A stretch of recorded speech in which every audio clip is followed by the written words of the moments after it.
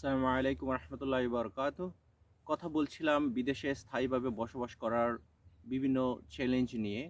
এখানে যখন আমরা স্থায়ীভাবে বসবাস করি তাহলে আমাদের কী ধরনের চ্যালেঞ্জ মোকাবেলা করতে হতে পারে সেগুলো নিয়ে কথা হচ্ছিল।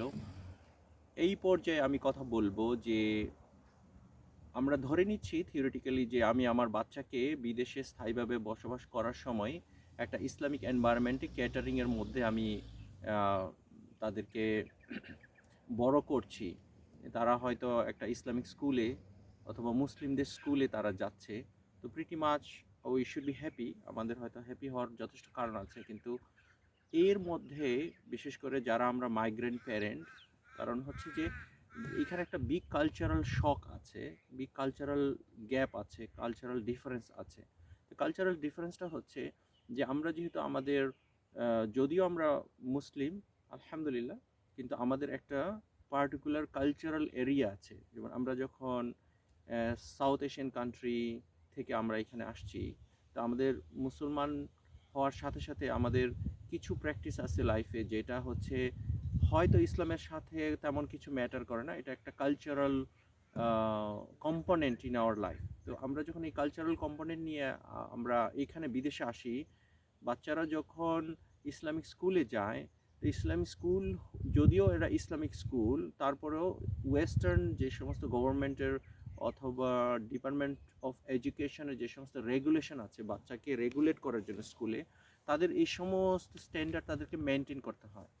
তো মেনটেন করতে গেলে তখন তারা তাদের ওইখানে বাচ্চারা যেইভাবে ট্রিটেড হয়, হোয়াট এভার, এটা রাইট রং অথবা which one is more perfect, I am not going to talk about it, I am not going into ইট।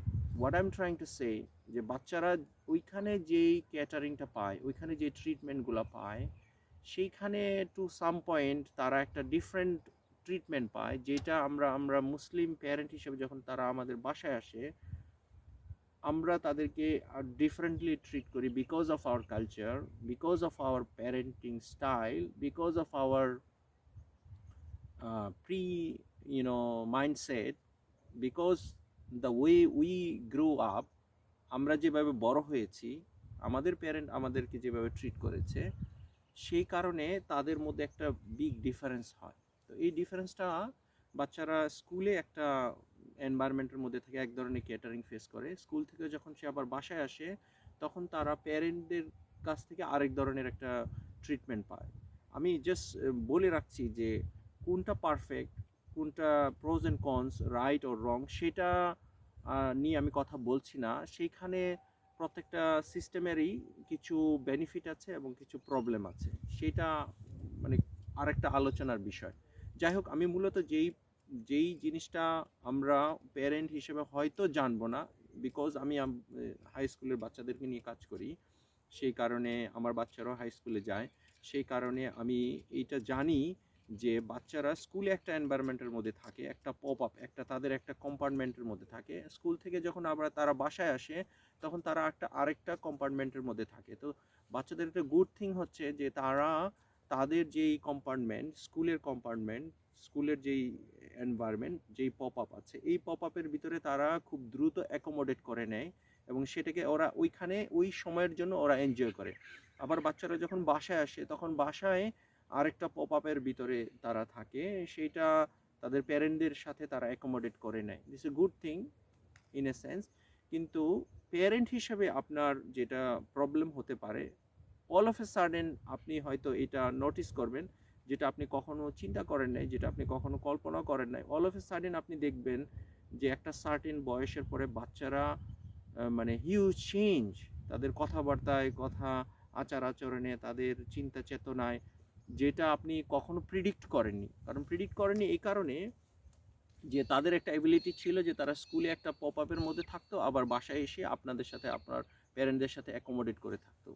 তো যতক্ষণ পর্যন্ত এইটা হঠাৎ করে অল অফ এ সাডেন তারা এই কম্পার্টমেন্টটাকে, স্কুলের কম্পার্টমেন্টটাকে অথবা ওয়েস্টার্ন কম্পার্টমেন্টটাকে অল অফ এ সাডেন আপনার যে ফ্যামিলি কম্পার্টমেন্ট আছে, ফ্যামিলি পপ আপ আছে, সেটার উপরে অল অফ এ সাডেন এমনভাবে ডমিনেট করে দিবে অনেক ক্ষেত্রেই, তাহলে আপনি খুব একটা শকড হবেন যে কি, আমি কখনো তো ভাবিনি যে আমার বাচ্চা এরকম হবে, এটা তো আমার কল্পনার মধ্যেও আমি ছিল না, আমি কখনো তো দেখি নাই তাকে এরকম করতে। কখনো তো আমি কখনো এরকম কোনো সিমটম পাইনি যে কি হলো, অল অফ এ সাডেন একটা জিনিস আপসাইড ডাউন হয়ে যেতে পারে। এবং অনেক ক্ষেত্রে হয়, পার্সোনাল অভিজ্ঞতা থেকে বলছি, কমিউনিটিতে লিভিংয়ের এক্সপিরিয়েন্স থেকে বলছি যে এরকম হয়। এর মূল কারণটা কি, আমি যতটুকু ডায়াগনোস করতে পেরেছি, অ্যানালাইসিস করেছি, এর মূল কারণ হচ্ছে যে আমরা বাচ্চাদের ওই পপ আপটার ভিতরে কখনোই ঢুকি না অথবা ঢুকতে চাই না। তো বাচ্চাদের ওই পপ আপের মধ্যে ঢুকার জন্য প্রথমত হচ্ছে আপনার মাইন্ডসেট থাকতে হবে, যেটা ইজ ভেরি চ্যালেঞ্জিং ওই মাইন্ডসেট তৈরি করা, বিকজ আপনার নিজেকে তখন মডিফাইড করতে হবে। আর দ্বিতীয় আরেকটা চ্যালেঞ্জ হচ্ছে যে আপনাকে অবশ্যই এটাকে স্বীকার করে নিতে হবে যে আপনি একটা সার্টেন ট্রেনিংয়ের মধ্যে দিয়ে, প্যারেন্টিং এর মধ্যে দিয়ে যেতে হবে। ওই প্যারেন্টিংটা আপনাকে শিখতে হবে। যদি আপনি ওই প্যারেন্টিংটাকে না শিখেন, তাহলে অনেকটা, আমি যদি এরকম ভুল না বলি, যে আপনি সাপরে হতে চাচ্ছেন, সাপরের ট্রেনিং না নিয়ে আপনি সাপ নিয়ে খেলা করছেন, তা হবে না। এই কারণে আপনাকে, it's a really a critical part, যে আপনি আপনার বাচ্চাকে ইসলামিক এনভায়রনমেন্টে নিয়ে আসছেন, ইসলামিক স্কুলে দিচ্ছেন, কিন্তু তার অর্থ এই না that is sufficient. At the end of the day, যখন ইসলামিক স্কুলের একটা বাচ্চা যায় অথবা ইসলামিক এনভায়রনমেন্টের মধ্যে বাচ্চারা বড় হয়, এইটা প্রত্যেকটা বাচ্চার মধ্যে ডিফারেন্স আমরা দেখি, যে কোন বাচ্চাটা কেমন। এইটার ব্যাকগ্রাউন্ডে যদি আমরা যাই, তখন আমরা দেখি যে এই বাচ্চাটা, প্যারেন্টরা যা প্র্যাকটিস করে বাসায়, সেটা হচ্ছে তাদের স্থায়ী প্র্যাকটিস। জাস্ট একটা ছোট উদাহরণ দিব, যে আমার বাচ্চারা যেই ইসলামিক স্কুলে পড়ে, তাদের ইসলামিক স্কুলের একটা ড্রেস কোড আছে, তারা স্কুলের মধ্যে ওই ড্রেস কোডটা পরে, লম্বা পায়জামা, পাঞ্জাবি, কুর্তা অথবা এরকম। তো যাই হোক, তো ওরা যখন স্কুলে পড়ে এই বাচ্চারা, তো আমরা যখন তাদেরই বাচ্চাদের, আমার বাচ্চাদের অথবা তাদের যে ক্লাসমেট, আমরা যখন তাদেরকে শপিং সেন্টারে আবার দেখি, তখন দেখি যে তারা কমপ্লিটলি ডিফারেন্টলি ড্রেসড আপ। এটা ভুল শুদ্ধ সেইটা নিয়ে কথা বলছি না, আমি বলছি যে যে কোনটা রিয়েলি মানে ইম্প্যাক্ট করছে কিনা। তো ইম্প্যাক্ট করছে মূলত স্কুল হয়তো বাসা থেকে যে পজিটিভ এনভায়রনমেন্টটা সে শিখে যাচ্ছে, সেইটা স্কুল আপনাকে ড্রেনেজ হতে দিচ্ছে না। আলাদা করে তারা একদম খুব সুপার মডিফাইড করে দিচ্ছে, সুপার ট্রান্সফর্ম করে দিচ্ছে, এমন কিছু এক্সট্রা ভ্যালুজ এখানে অ্যাড করে দিচ্ছে। এইটা ইটস এ মোর চ্যালেঞ্জিং, এটা নাও হতে পারে। এই কারণে আপনাকে প্যারেন্টিংটা, প্রথম হচ্ছে যে মাইন্ডসেট অবশ্যই চেঞ্জ করতে হবে, যে আপনি মাইন্ডসেট চেঞ্জ করবেন, যে ইউ নিড টু অ্যাকনলেজ যে আমার আসলে প্যারেন্টিং শিখতে হবে। দ্বিতীয় হচ্ছে যে এই প্যারেন্টিং শেখার জন্য আপনাকে সময় দিতে হবে এবং আপনাকে ডেডিকেটেড হতে হবে। আপনি শুধু একলা না, যদি আপনার বাচ্চা মানে হচ্ছে যে আপনি এবং আপনার ওয়াইফ, আপনার ফ্যামিলি মেম্বার দুইজনেরই এটার এগ্রিমেন্টের মধ্যে আসতে হবে। একজন যদি বলে যে না, আমি দরকার না আমার প্যারেন্টিং শেখা, অথবা I know everything, that is a sad part, then it not gonna work. এটা আপনার এখানে কাজ করবে না।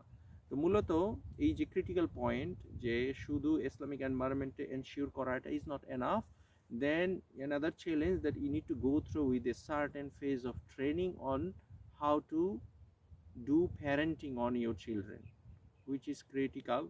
If it is as if that you have all the ingredients, সমস্ত ইনগ্রেডিয়েন্ট আপনি নিয়ে এসছেন রান্না করার জন্য, কিন্তু আপনি জানেন না কিভাবে সেই ইনগ্রেডিয়েন্টগুলো রান্না করতে হয়, তাহলে আপনি প্যারেন্টিং যদি না জানেন, তাহলে সেইটা একটা বড় চ্যালেঞ্জ। সমস্ত কিছু থাকা সত্ত্বেও আপনি অনেক কিছু অ্যাচিভ করতে নাও পারেন, যেটা আপনার একটা রিগ্রেটের কারণ হতে পারে। এরপরে আমি আরেকটা টপিক নিয়ে কথা বলবো পরবর্তীতে, সেটা হচ্ছে যে আমরা যারা বিদেশে স্থায়ীভাবে বসবাস করি, তাদের পরবর্তী জেনারেশনের পরিণতি কি হতে পারে। এক্সিস্টিং যে ডাটা আছে, যে সিনারিও আছে বিদেশে যারা থাকে, সে সমস্ত ডাটা থেকে, উদাহরণ থেকে আমি এই বিষয়ে কথা বলবো। সেই পর্যন্ত ভালো থাকবেন।